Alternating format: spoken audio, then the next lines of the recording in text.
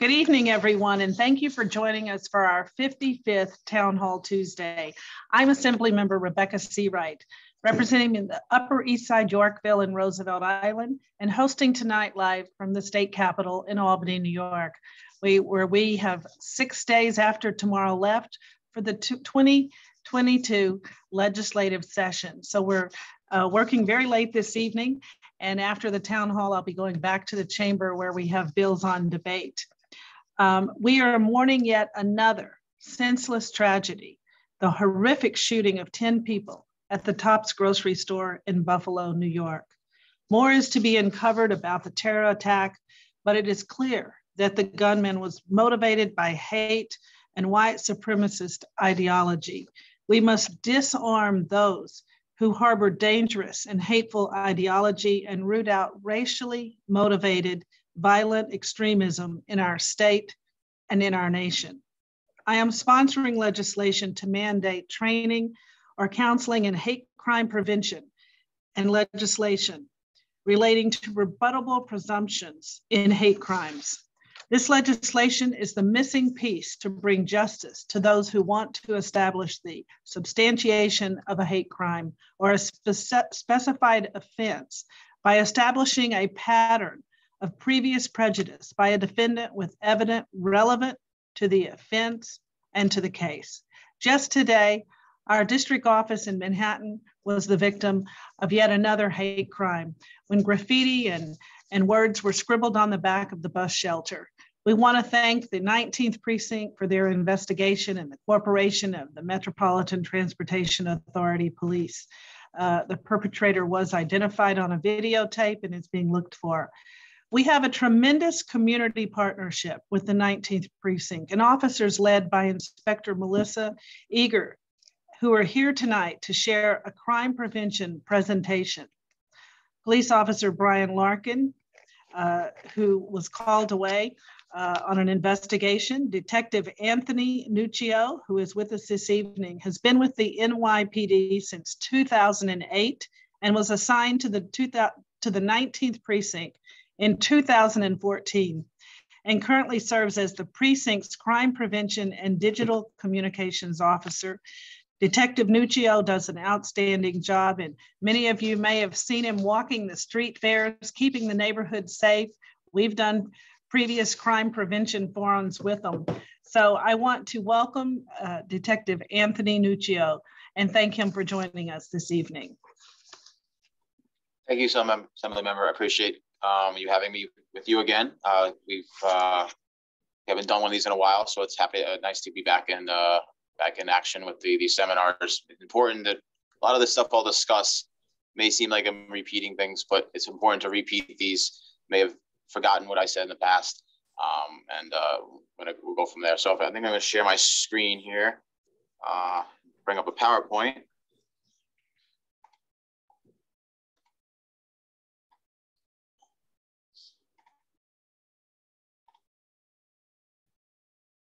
How's that look? Great. All right, good. All right, so stay safe, New York City. This is the basic stuff we're going to go over really quickly, are just basic safety tips when you're out and about in New York City. We always talk about traveling and what to do when you're shopping or going to school or going to work. It's best to stay in groups, best to stay on well-lit areas if it is darker out. On main streets, don't take any shortcuts that you're not used to taking. Stay on areas and streets that you're used to traveling on. So you know where open businesses are, you know where where doorman buildings are, stuff that you're familiar with that have people there 24/7. You know where those locations are. So don't take any shortcuts. Map your day out, your travel plans out before you leave, so you know exactly where you're going. If you are taking public transportation, or if you're taking an Access-a-Ride or a taxi or an Uber, ask the driver to wait a few extra seconds until you make it into your residence, make it into your first door, make it into your building. That extra set of eyes could help you in the event that you're the victim of a crime, in the event that you accidentally might fall or something else happens to you, a health-related incident. Having that driver wait a few extra seconds to watch you make it into your residence is a great tip, and most drivers will be happy to do so. If you're walking on the streets, I know a lot of ladies and gentlemen even, I like to wear backpacks or satchels or purses, and they'll wrap them around their body cross shoulder, or they'll wrap it around their shoulder several different ways, several different times, thinking that's going to keep it on them and safe from a thief. Unfortunately, if a thief does want to grab your bag from you and it's wrapped around your body several times, you will go with it. And it will go from a simple larceny, a simple theft, to a robbery. And God forbid you end up injured or worse. So we recommend carrying a purse or a backpack over one shoulder and just holding it in front of you. So this way, if someone does have the temptation to steal it, you can just let it go. Because whatever is in that purse, whatever is in that bag can be replaced. Your health can't be replaced. If you get injured, that could hold you up in the hospital for some time, or doctor's appointments down the line. So let whatever's going in your hand go, and don't be tempted to grab back and fight.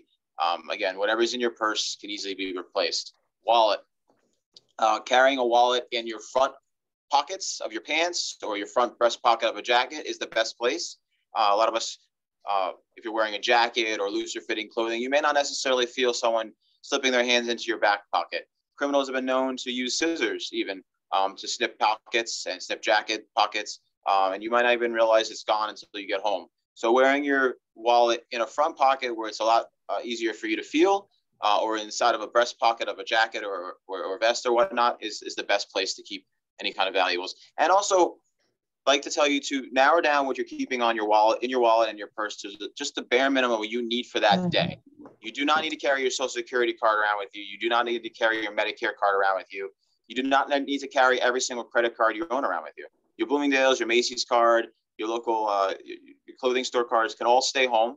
You do not need them for that day. Keep them in a lockbox. Keep them in a safe.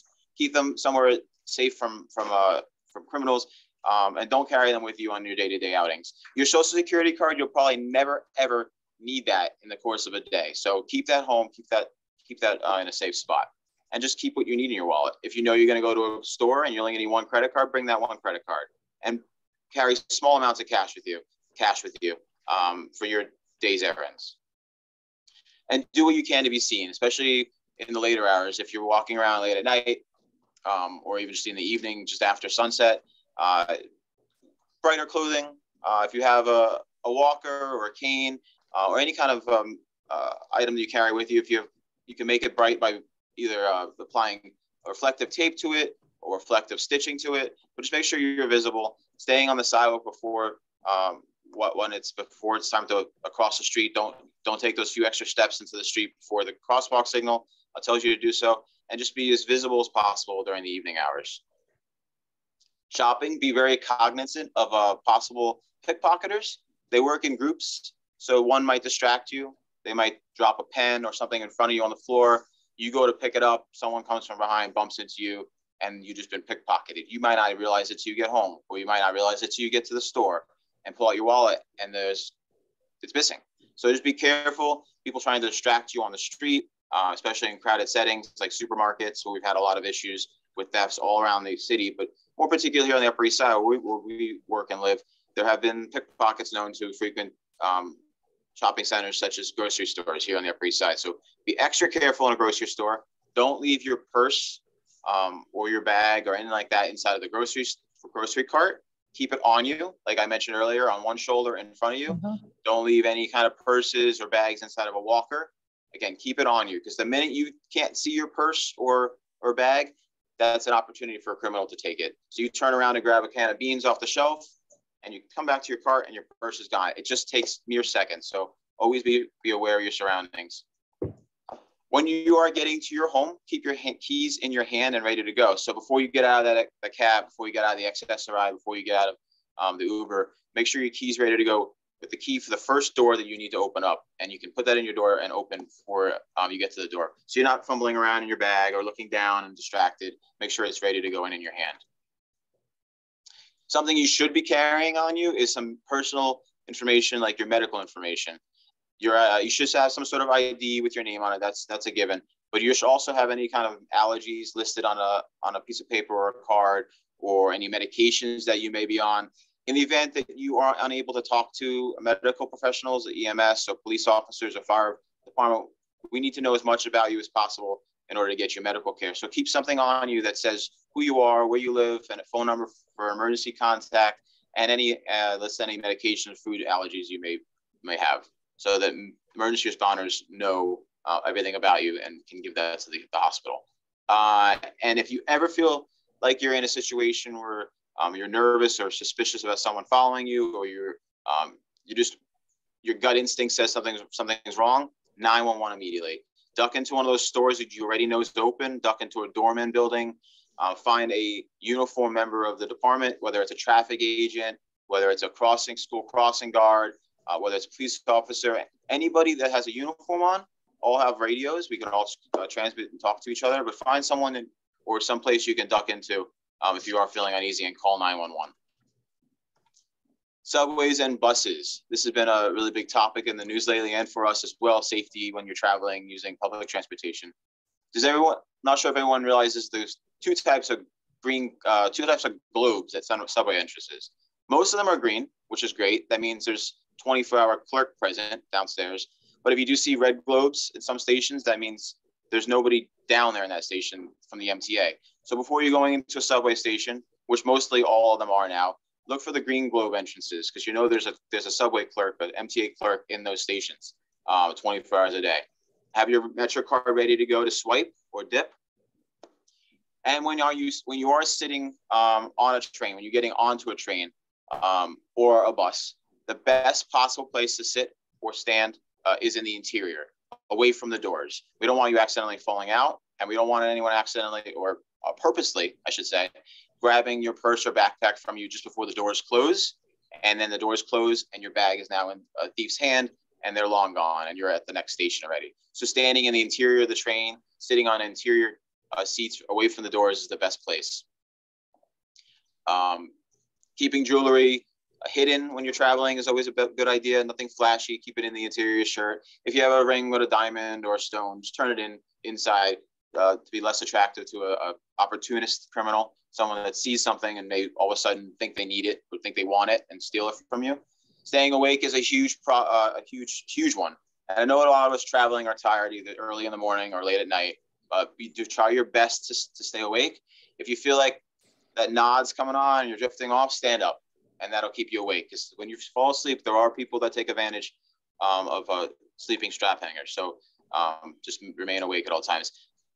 The biggest and best advice I can give to anyone for waiting on a subway platform or place to wait on a subway platform: stay far away from the track with your back against any walls or columns.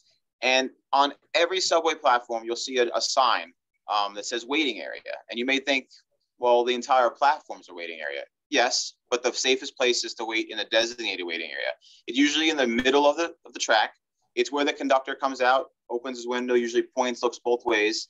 Sometimes it's indicated by a sign that says off hours waiting area, or just a big a sign that has a black and white stripes on it. That's where the conductor stops, right in the middle of the platform. So that's a great place to wait, because you want to ride in that conductor's train when it comes. You want to be in that train car and ready to go. In the event of an emergency, there's someone from the MTA right there in that train car with you. So the best place to wait is in the middle of the platform, which you'll back against the wall and observant. And the best train car to ride is also that middle car, because there's a conductor in it. If you are the unfortunate victim of any type of crime, we want you to look for a few things. Firstly is stay calm as possible and take a good long look at the person that may have committed the crime or is committing the crime, and get a great description of that person. Mental description in your head. The minute you call 911, give all that information to the 911 operator. They may ask you the same question over and over and over again. It's not that they're not listening. They're actually typing it all up as you're saying it. And we access it immediately on our job cell phone. So as you're talking to the 911 operator, it's coming over onto our job cell phones, and we can read it as you're telling that person. So they may ask you several times. Just remain calm and answer them, and try to give the best description of the person as possible. If it's a vehicle that was being used in the commission of a crime, anything you can find out about that vehicle or remember about that vehicle is important to us, especially license plate. And even partial license plates help. So if you can't remember all the digits, partial plates help, color, make, model, and such, damages, and like that. We can input partial license plates into our computer systems with the color and make of a car, and we can find the vehicles that way. So getting a good description of the person, a good description of where they fled, a good description of if they used a vehicle or some sort of conveyance device, all really important things to remember. If you are unfortunately the victim of a crime, hopefully you aren't, but these are things we want you to remember in that instance. Remaining calm and see if you can recall any of this for us. We're going to skip over into phone scams, which is another huge problem for the city, New York State, the city in particular. We get phone call scams all the time. I'm sure everyone on this call has received one. I receive them. I get them all day long on my work phone, at my desk, on my work cell phone, my personal cell phone, and they're annoying. And sometimes those annoying calls, people are tricked into believing the person on the other end. So we're going to go through a few scenarios of phone calls, but I really just quickly want to show a video about something called spoofing, and this is how they'll trick you even further. They'll pretend there's somebody else on the line, and they do so by spoofing. And I'm just play the video. Go back.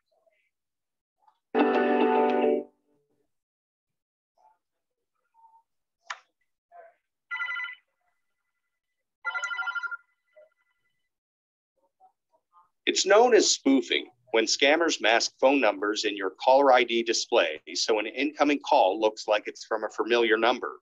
Spoofers often use your area code, so a call may seem like it's from a neighbor, a local company, or even a government agency. They can get you at hello, even if no one's on the line. Sometimes scammers use spoofed robocalls to see if your line is live so they can target you later. Or you may be prompted to push a button on your phone to hear an important message. Don't do it. It may result in fraudulent charges. You may hear a recording or a live operator or some combination following a scam script designed to confuse you. The caller may already know a lot about you and may try to use that to fool you into giving them more. Keep your guard up. If a caller starts asking you for your PIN or a password to a bank account, or if you feel pressured or bullied, hang up. If you want to call back, use a customer service number you can validate on a bill, an account statement, or an official website. Bottom line, if you don't recognize the number, don't answer. And if you do, don't hang on, hang up. Learn more at fcc.gov/spoofing. So the criminals are using this spoofing technology to make phone calls to you, and they can make that your cell phone caller ID say anything they want. They can make it say NYPD 19th Precinct. They can make it say the assembly member's phone number and name on it as well. They can make it say anything they want, Con Edison, IRS, whatever they think is going to catch you in this scam to make you believe it's somebody else other than the person that they're purporting to be. They're going to use that in that phone number. They may even sometimes call from a number that's one digit off from your number. So you get this number that looks, oh, that's my phone number, but it's really close to my phone number. It might be somebody I know. It's not. It's a scammer that's manipulating the phones by using spoofing. In some scenarios, they'll pretend to be the IRS, and they'll ask you to send money for back taxes, or you didn't send the proper amount of money to the IRS this year, or you're going to be arrested. They'll say that they're the IRS, and what you need to do is send them the money immediately, or we're going to send an agent to your house to arrest you. They'll pretend to be someone from the medical field saying that a loved one has gotten into a car accident or has been injured and they need immediate surgery, and you need to send them money now or they're not going to render aid. Trust me, if someone is injured in an accident or needs to go to the hospital is going to take care of that person and do everything they can to save their life. They'll bill you and continue billing you from the future from then on. So they're not going to not treat the person. So don't fall for that one. And the IRS will never call demanding money on the phone. That's just absolutely something they will never do. And the same thing goes for law enforcement. We will never call demanding money over the phone to release a loved one that's been arrested, asking for bail money, or threatening arrest of somebody over the phone. That does not happen. We do not do that. If you ever get a phone call from law enforcement, whether it's the sheriff's office, the NYPD, or anything like that, you know it's a scam because we do not make those phone calls. We also do not call asking for donations. This is a huge one. A lot of our seniors get this. I get calls all the time asking, does the PAL, Police Athletic League, or does the a foundation for fallen firefighters and policemen, do they call asking for donations? Absolutely not. We never call asking for donations. We'll never call you saying, please donate for this family because they've lost a family member in the line of duty. That does not happen. There are legitimate organizations out there that do collect money for fallen officers and firemen, but they don't make cold phone calls and ask you for donations over the phone. It simply does not happen. So if you get a phone call from anyone from the police department for anything, you hang up, especially if they're asking for money. There's also another horrible scam where someone pretends to be taking a loved one hostage, saying, we have your granddaughter. She's been taken hostage. In order to get her back, you need to wire us money. We need to go to a drugstore and get gift cards. We need to send us money in the mail. All these scenarios are scams, and you should hang up the phone call immediately. And I guarantee you'll get a hold of your loved one, and you'll see that this has just all been part of a scam. Some other ones that have been popping up lately are immigration scams, claiming to be the INS, Immigration Customs Enforcement, also a scam. They'll never call stating any kind of immigration or customs enforcement over the phone. That's also a scam. Just hang up on that as well. Things you should do for a scam: simply hang up. Let your voicemail do all the work for you. Let your answering machine answer all your calls for you. If it's a legitimate person, they'll leave a message and you can call them back. If it's someone you're not too sure about, a company that's claiming to be, and they leave a message, don't call the number that they supply you in the message. Find the legitimate phone number. So say for instance, Con Edison calls and leaves a message, and they leave a phone number to call them back at. Do not call the number they leave. Say it's Chase Bank calls and leave a message. Don't call the number they leave. The place that you can find a legitimate phone number for your bank or financial institution is the back of your financial institution's card in your wallet. Turn it over, call the Chase phone number on the back of your card. Call the Bank of America number on the back of your Bank of America card. Don't call any phone numbers they give you. Same thing goes for a Con Edison or a utility company. Go to all your past bills. On your past bills is a legitimate phone number for those companies. So you'll call the real number and make sure if the message they left is true or not. But don't trust anybody's voice messages either. Phone numbers they left could be scam phone numbers. Something else I wanted to go over was identity theft and how to protect yourself against identity theft. Does everyone know that there is a free credit freeze that you can put on all of your accounts for absolutely free in New York State? Some states charge. In New York State, it's absolutely free. And I recommend everyone do this after this session. Go home or take a few moments and contact Experian, Equifax, and TransUnion and set up a free credit freeze with all three of them. In New York State, it's free. You call them or you go online to their website and you can set up this temporary freeze. It doesn't affect any current lines of credit you have. Those will all continue to work, but it will prevent anyone in the future from opening any types of credit under your name. And how you do this, you contact all three of the credit bureaus. You have to contact them all three separately, and you would contact them and make the freeze. What they'll do is they'll give you, and these are the correct phone numbers and websites for those companies. These are legitimate phone numbers and legitimate websites. You'd contact all three separately. You'll set up the temporary freeze. They'll give you a PIN. You keep that PIN number in a handy spot. So in the event that you do want to open a card down the line, you could just use that number, that PIN, and reopen it, and then it will refreeze automatically. But this will prevent anyone from opening up anything fraudulent under your name. So you would go to Experian, either call them, you go to Equifax, call them or the website, and TransUnion, call them or go to the website and set up 3 separate freezes, and that'll prevent anyone from using anything under your name to find credit, to open a line of credit. And it's completely free in New York State. So that's a great resource that we have that I've done for my whole entire family. You also get 1 free credit report per year from each of those credit bureaus. And this is just a quick video on explaining that. I'll just show you really quickly which the website is here. I don't want to bore you with too much of this, but if you go to annualcreditreport.com, it's annualcreditreport.com, or call this number, this 877 number. Those are the legitimate numbers and websites that you can go to request a free credit report. You should do one of those each year to make sure everything on your credit report's you and not fraudulent. And it's completely free as well. You get 1 free one per year. So visit annualcreditreport.com or call 877-322-8228 and request your free credit report for the year.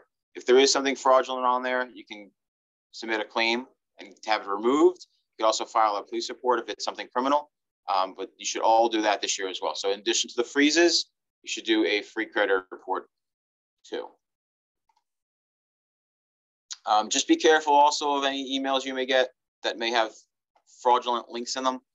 And it's something we call phishing. You've got mail. I'm going to show you really quickly a few scenarios, few real emails that I received to my email. This is a fake email from the IRS, and it asks me to click here, which I knew not to do, because once you click this link, it brings you to a fake IRS website, and then they have your personal information. So if you get any emails like look like this with a link to click, do not click on it, delete it. If you get any emails from a bank, as you can see in this bank email that I received, the D has a stripe through the part of the D. There's a lot of grammar errors in this. It's broken up into two separate paragraphs, very oddly separated. It just doesn't look right. The Bank of America logo is a little stretched. So I knew this was fraudulent. Also, I don't have Bank of America, so I knew immediately this was a phishing email, a fraudulent email. And it asked me to click on the bottom, which I knew not to do. So that clicking on your online banking here on the bottom would have brought me to a fake Bank of America site and made me log in, and they'd have my personal information that way. So if you receive any emails from financial institutions, delete them. Discover card. I don't have a Discover card. I got this email that said, click on this link. I knew it was fraudulent. I deleted it. Got an email from PayPal. Also asked me to click on a link. I knew that was fraudulent, so I deleted it. Netflix. I got this email from Netflix. Told me I needed to update my payment details. I knew that was fraudulent, so I deleted it. So you'll get a lot of emails, and though most of them will be spam emails, scam emails. Never click on anything in the email. Delete them. Report them to your institution. If it is an email from a bank that you do have, call your bank and let them know you got a fake email. But do not click on any links. Do not input any personal information in on any of those websites. Just some final things to wrap this up. I want you to all know who your neighborhood coordination officers are. They host local meetings in our neighborhoods. So our precinct on the Upper East Side is broken into 4 different sectors. We call them Adam, Boy, Charlie, and David, or ABCD. And if you visit www.buildtheblock.nyc, you can type in your address, locate your neighborhood coordination officers who are in charge of your little sector where you live, and you can visit. You can join in on these in-person and virtual meetings that they're hosting now. And you can tell them about any quality of life conditions you have in your area you live, any crime conditions. You just want to meet the cops that are patrolling your neighborhood. Visit that website. And then also you can visit our website, the 19th Precinct. It's here listed as well, and connect with us on Facebook and Twitter. We do a lot of outreach on there, as well as we informing the community on events that are occurring, crimes that are occurring, incidents that are occurring, so you can connect with us there. Also going to leave you with some information about me and Brian, who unfortunately couldn't be with me tonight. He had to run out. But this is my email address. Feel free to email me if you have any questions I didn't get to tonight. I know there was a lot of stuff I went over, and I could keep talking for another hour. There's so much crime prevention information out there, and I will try to share as much as possible. But right now, what we're facing is identity theft and phone scams are big issues, especially in our senior communities. So please take that to note. And if you have any questions about anything else that happening in the community, please feel free to email me or Brian. We'd be happy to answer them for you. Great. Thank you, Detective Nuccio, and such a thorough and comprehensive suggestions and forum. My daughter is away at college, and recently she called me, and she and her roommate had gone shopping in a hardware store, and they noticed that a man was following them. And he wasn't shopping, and they moved to another aisle, and he followed them over to the other aisle.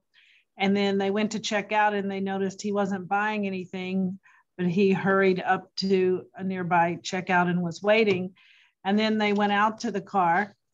This is in upstate New York at a public university. And he got in his car and he started to follow him, and they were able to catch a green light that he caught red, and he wasn't able to follow him back to the campus. But what do you suggest people do in New York City if they notice that someone is following them out of an ATM or down a sidewalk?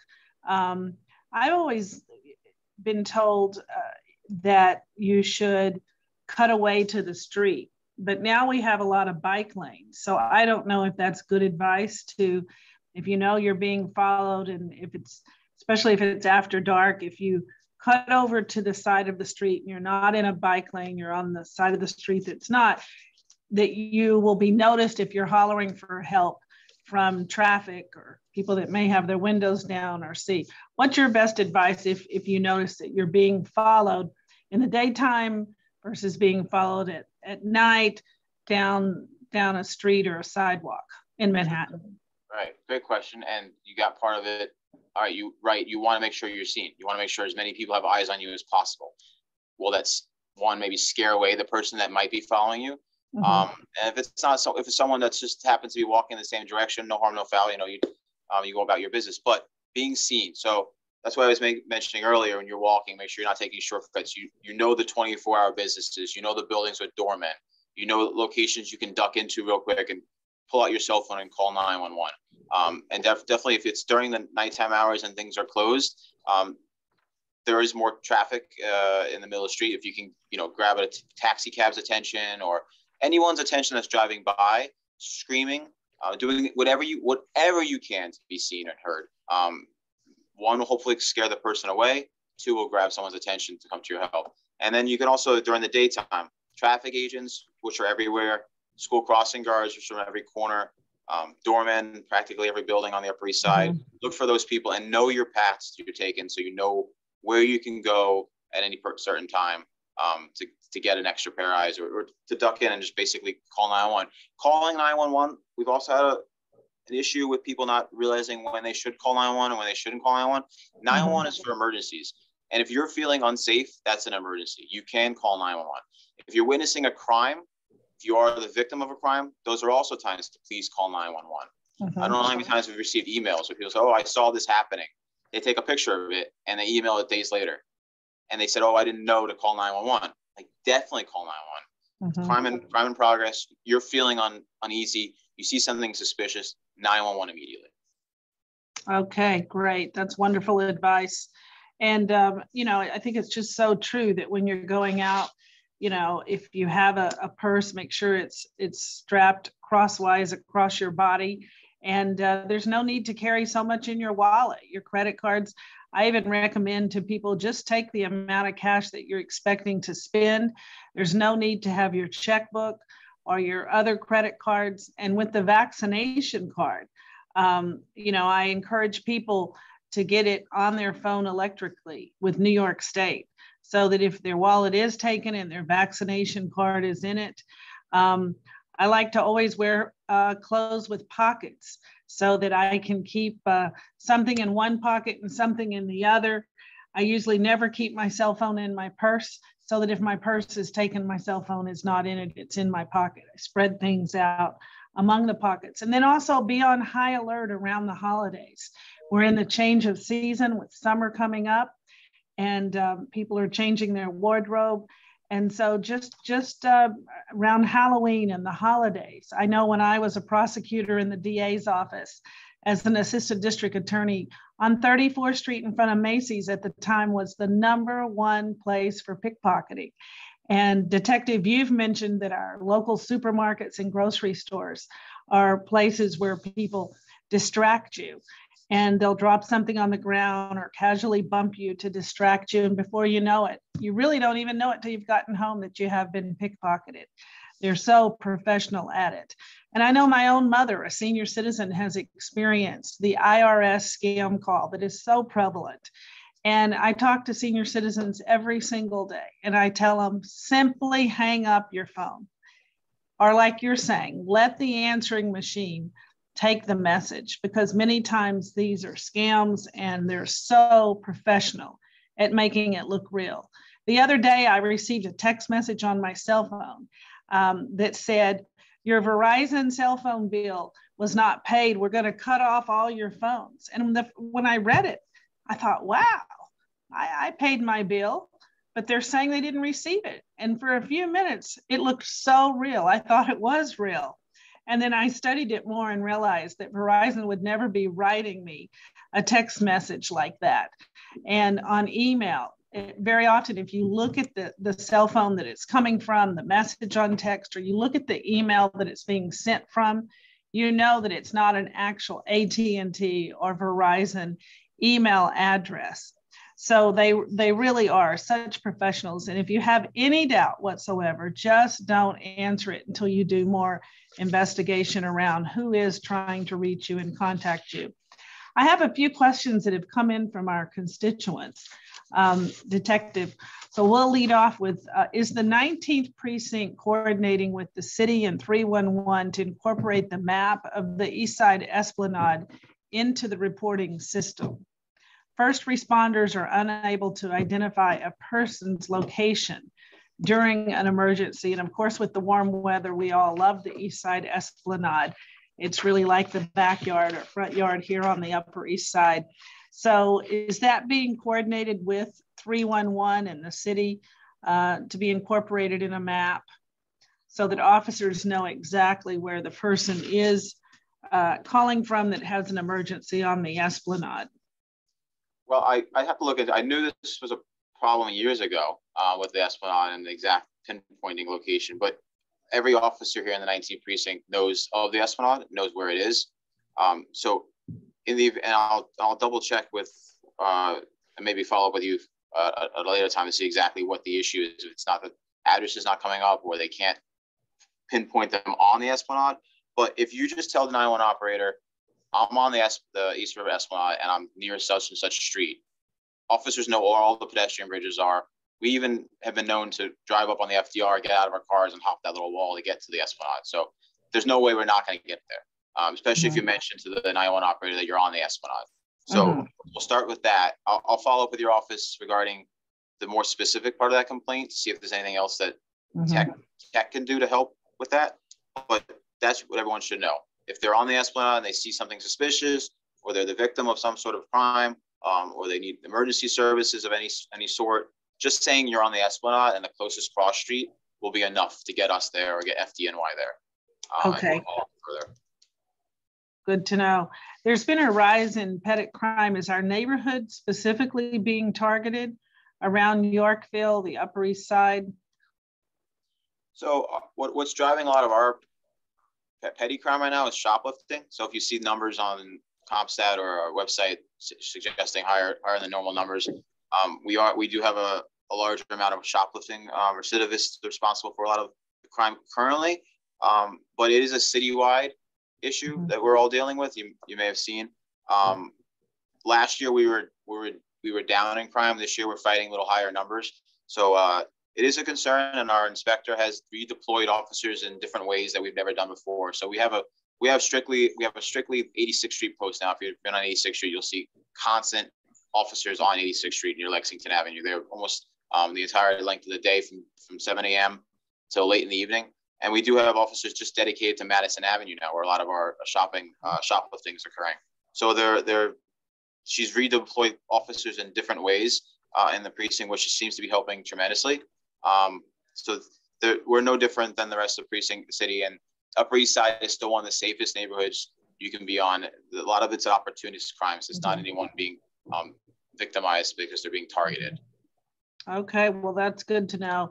As the weather warms, are there any tips that you can share with renters and homeowners to secure their property? And I know we've also seen an increase in car thefts from local parking garages around the neighborhood. Yep. So the parking garage thefts, we did see a spike in that last year.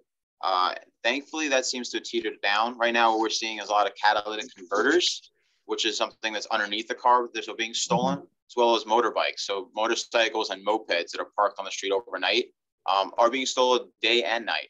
So if you do see anyone underneath the car, or you hear a power tool in the middle of the night, please call 911, because this is most likely a catalytic converter that's being sawed off the underneath of a vehicle, or a motorbike being the lock being sawed off that as well. And those have been happening during the daylight hours too. So people be walking by not realizing a crime's happening because it just doesn't seem like someone would do that during the day, and they are. So if you see anyone or a group of individuals ride up around, surround a parked motorcycle or a moped, they have motorcycle helmets on, and one gets off and gets on another one and starts playing with it, 911 immediately, because we've been having a rash of motorcycle thefts in the area.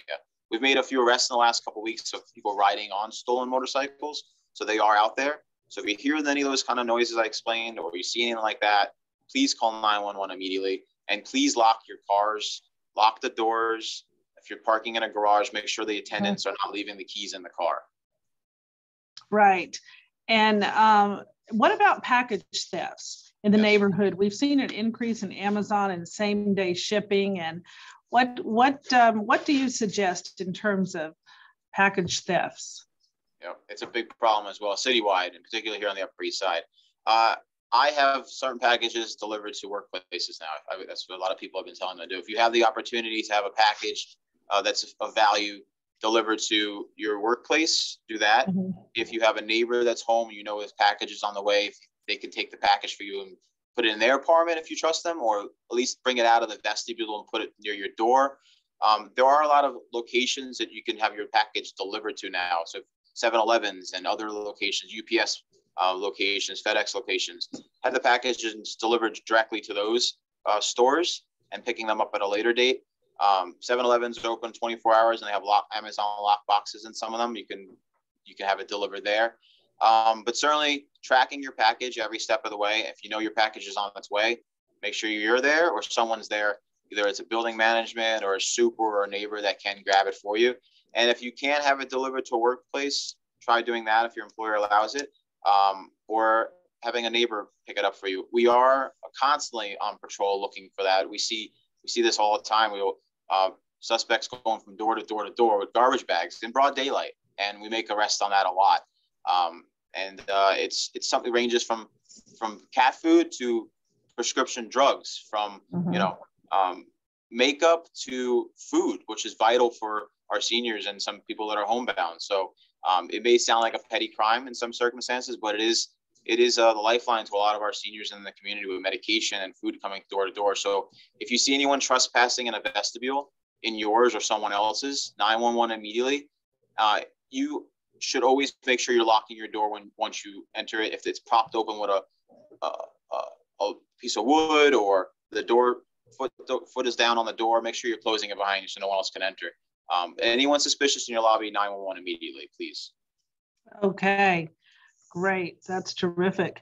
And so we've also, in previous years heard about, I think it was called mailbox phishing, where people would stick tape on a coat hanger opened up and shove it down. Has that pretty much been eliminated with the blue mailboxes on the street, or are you still seeing trouble with that?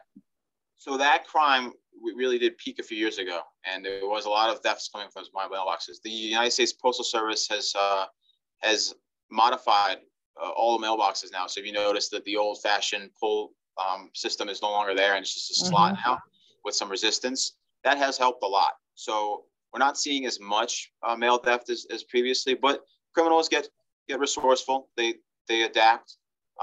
These still can see criminals have stolen keys or broken into boxes. So we still recommend writing as least amount of checks as possible, going online banking, so you're not putting checks in the mail, because your check, you write a check, and from the moment you write it to the moment it gets to its destination is at the mercy of any would-be thief that finds a way of getting to that mail. So you don't know exactly where it is. When you do an automatic bill pay, it goes from your bank to the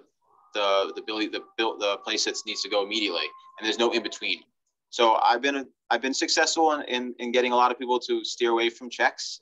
I know a senior community, including my mom, my grandparents, just love writing checks, and I can't get my mom off the checkbook. Her excuse is she likes to see her ledger. She likes to see what she wrote everything for. You can print that off of online banking now. You can go to your bank's website and you can see all your electronic checks that get sent out, and you can print that if you want and keep it in a safe place in your home. And you have that paper copy of an electronic ledger. So the safest thing you can do is move over from paper to electronic banking. But thankfully, we have seen a lot less mailbox phishing in the city. Okay, good. Well, I don't know. I'm kind of like your mom in that way. I still use the old-fashioned checkbook. I'm sorry to admit, but we still have quite a significant amount of pigmented ink pens. I'll drop them off at your office if any of your constituents want to pick any up. They're the security pens that have permanent ink, and it prohibits thieves from erasing the ink on a check. So even if they do get a hold of the check, they can make a copy of it and make fraudulent checks that way, but they can't erase a real check and then rewrite it. So I'll drop a pens off at your office and they can pick them up. Oh, thank you. And great. We can definitely do that. Great. That's terrific. We appreciate that. So every weekend there are roving gangs of motorcycles, and we keep being told that there's no way to safely apprehend these offenders. What is being done to keep pedestrians and others using the road safe?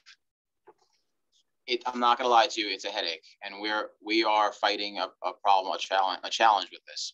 I'll just briefly explain why it's a challenge for us. If these roving bands, which we call them, come through, they obviously don't care about traffic laws because they're doing everything they can not to obey them as it is.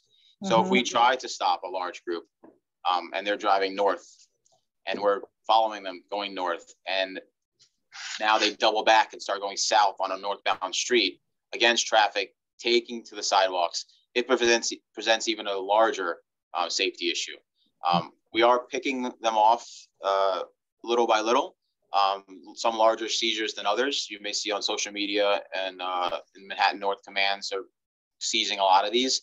The problem is that they're not something that's legal on the streets of New York, and some of them are stolen from other locations where dirt bikes and ATVs are legal. So we'll see dirt bikes stolen from Long Island or upstate and being used illegally here in the city. And occasionally you'll see when we grab a lot of these, we'll destroy them so they can't get into the hands of more would-be reckless drivers on the street. If you do see these large groups coming through, you can call. We encourage you to call 911. We have a system in place now when we respond to these. We activate our body-worn cameras to get as much information about the persons on these bikes as possible. They're not bikes with license plates, so that's most times impossible to get any kind of identifying marks that way. A lot of people are wearing masks and helmets to disguise their faces, but there are times where we get some pretty useful video footage of them, and we can use it in future cases. So the make and model of the bike, distinctive clothing that someone may be wearing. So 911, we respond, we notify the entire command and adjoining precincts, and even precincts that are over the other side of the bridges. So we'll notify Queens precincts, Bronx precincts as well, so they know to be on the lookout for them and set up roadblocks on certain circumstances in parts of that city. If you know the location any of these are being stored, we've had success with that as well. If they're in hallways of buildings, in storage locations, in backyards, please let us know. You can call 911 or you can contact our Crime Stoppers tip line. You can do it anonymously. Let us know the location. We've had success with confiscating large amounts of stored motorbikes, illegal ATVs and illegal dirt bikes. The safest thing to do if you do see or hear these bikes approaching is to stand to the side on the sidewalk, remain calm, call 911. We will pursue them at a safe distance if we have to. And like I said, we take reports. Every single one of these roving bands that comes through, we take a complaint report. We take a criminal complaint report for reckless endangerment for all of these. So these are all open complaints. And then we compile any kind of evidence that we do gather, whether it's from the public or our body-worn cameras or from aviation or our camera system that's citywide. And we try to use that to make arrests and seizures as well. We'll follow them to their terminus, see where they park these things, then seize them, or at gas stations and so on and so forth. So it's a complicated issue, and I think you're going to be hearing more about it in the coming weeks with this warmer weather and more plans being put in place to combat it. I know Sunday night, coming home right after dark at East 72nd Street and First Avenue was a big, huge, the motorbikes, the three-wheelers. I mean, it was just like a huge gang of it. So very dangerous. It's scary. Yeah. Went right, buzzed right through a red light. Yeah. Traffic literally just came to a halt on First Avenue as they came down East 72nd Street. And on to our last and favorite subject, the bicycles on the Upper East Side and around the neighborhood. Running red lights, speeding, going the wrong way, motorized mopeds in the bike lanes. How can we ask for more enforcement on this? It's a common problem that we hear a lot about in our neighborhood. And I know many constituents that have been hit and harmed, but what do you suggest? Also, another very hard subject to battle, especially with all the delivery bikes out there now. It seems like a very chaotic moment when you're in the intersection and there's bicyclists, pedestrians, cars going in each direction. We have a dedicated team of officers in this precinct that just focus on bike lane enforcement and bike enforcement. So they're continuing to do that. We've been doing that for a very long time, and we're going to continue to make sure that we're focusing on the intersections that we get the most complaints from. So we utilize 311 complaints and community meetings, build-a-block meeting complaints to deploy these officers at certain locations. E-bikes are now legal. I know most of them anyway. The common ones that are used for delivery and even for recreational as well. Those were our biggest complaints that we would get in the past, but most of them are illegal now. We do still seize the illegal ones, the larger ones, the gas-operated bikes that are not supposed to be on the street. So it's still very much part of our traffic safety plan, and we still have those officers out there taking the illegal ones off the street and summoning riders that are not following proper traffic codes and violating traffic code and enforcement in the enforcement area. And we continue doing education campaigns with delivery cyclists, with community groups. This week, unfortunately, I wasn't available to attend it because I wasn't working Monday, but we partnered with delivery group to in the past, and they were passing out bike helmets. And anytime of those events that I go to, I preach, please follow traffic laws, please stop at red lights. And it's just part of a huge education campaign that we're still trying to get the word out with businesses and restaurants as well. Great. Terrific. Well, thank you for all that you're doing. And just our final question to wrap up, we're almost out of time this evening, but with the active shooter situation in Buffalo, so tragic. If a person hears a shooting or they're in a situation like that, what do you suggest that they immediately do? Get somewhere safe, as safe as possible, and 911 immediately. I'm sure there's going to be a ton of 911 calls coming in if that's something that does occur.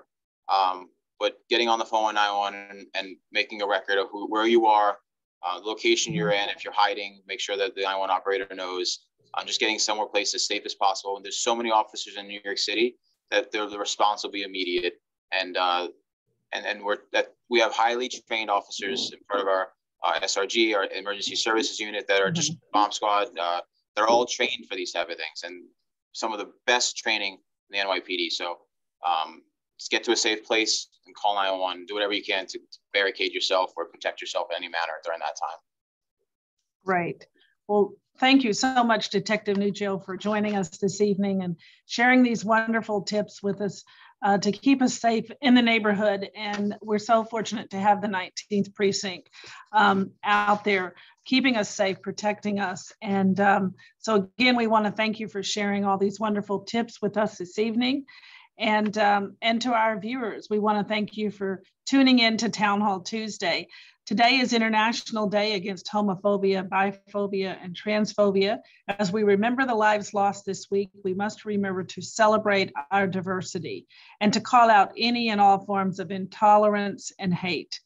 We thank the officers tonight and first responders across the state who fight to free our neighborhoods from violence and discrimination. If you need more information on the programs we discussed tonight, please don't hesitate to reach out to our office at 212-288-4607 or by email at crwriter@nyassembly.gov, or visit the district office at your community resource at 1485 York Avenue, right next to the post office between 78th and 79th Street. Please take advantage of our no-cost notary service and our Tuesday housing legal clinic. Today, our staff teamed up with a local pharmacist again to administer over 30 vaccination booster shots. Stop by our office every Thursday from 12 to 2 for no-cost PPE giveaway. We have hundreds of home test kits for COVID. So if you need one or you need one for your neighbor, please stop by and we're happy to give you that. So thank you, stay safe, get vaccinated, get boosted, and stay positive and test negative. Thank you for joining us this evening.